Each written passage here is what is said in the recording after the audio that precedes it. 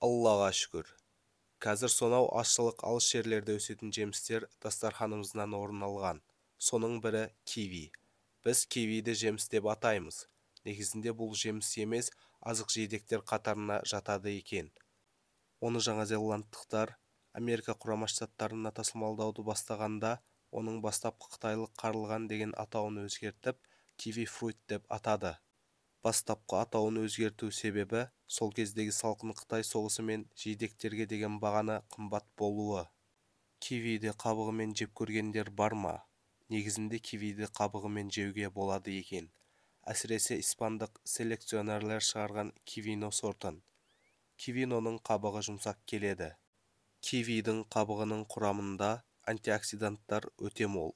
Ол ағзадағы зиянды бактерияларды көбеймеуін қадағалап, зарарсыздандыратын қасиеті бар. Алайда кивиді қабығымен жеу алдында жақсылап жуу керектігін ұмытпаңыз. Сонымен қатар, киви қабығы аса сезімтал, тілді ауыртып, уылдатып жіберуі мүмкін. Дәрігерлер кивиді 5 жастан кіші балаларға бермеуге кеңес береді. Зерттеу нәтижелері бойынша, балаларда тұтқыншақ, көмедиарматозы, тілдің ісуі туындауы мүмкін. Сонымен қатар аллергиялық әсер беруі де ықтимал. Кивидің емдік қасиеттері бар ма? Нәзік жандылар үшін кивидің емдік қасиеті бар.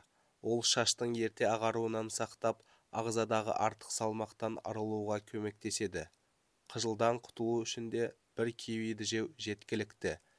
Ересек адамдарға кивиді қан қысымынан және ағзадағы холестерин көлемін азайту үшін жеуге болады. Сондай-ақ, кивидің құрамында иммундық жүйеңізді нығайтып, ағзаны жасартатын С дәрумені едәуір баршылық. С дәрумені ағзаға зиянды нитраттардың да енбеуін қадағалайды. Сонымен қатар кивидің құрамында дакан ауруларын емдейтін темір молынан бар. Бет терісін сымбаттылығын сақтау үшін де кивиді пайдаланып маска жасауға болады. Кивидің денсаулыққа пайдасы өте көп.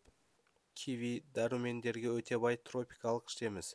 Оның құрамындағы жасұнық калий, кальций, магний, лектин, фосфор, мараш, темір, марганец, антиоксиданттар мен амин қышқылдары ағзаға өте пайдалы.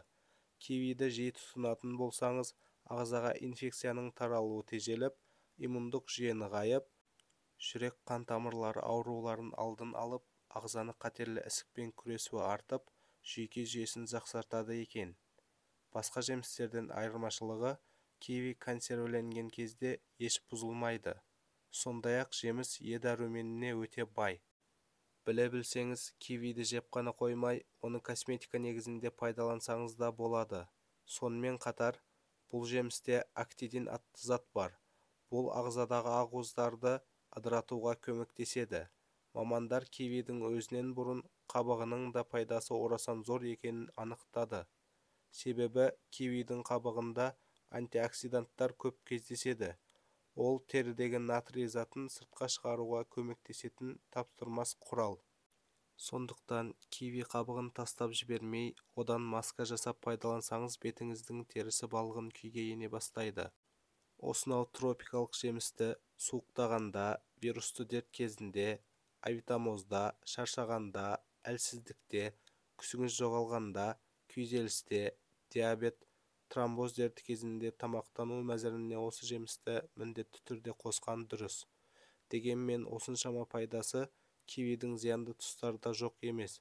Сондықтан оны пайдаланған кезде асыра сілтеп жібермеңіз. Мәселен, жеміс құрамында С дәрумені тым көп болғандықтан аллергия беруі әбден мүмкін. Асқазан сөлі қышқылы жоғары адамдарға да пайдалануға мүлдем болмайды. Іш өткізгіштік қасиеті болғандықтан диарея дертімен ауыритындар бұл жемістен бас тартқан жөн. Бұл видеода кивидің пайдасы мен зиян жақтарын біліп алдыңыз. Каналға тіркелмеген болсаңыз, тіркеліңіз. Лайк басыңыз, бізді қолдаңыз. Видеоны көргендеріңіз үшін үлкен рахмет.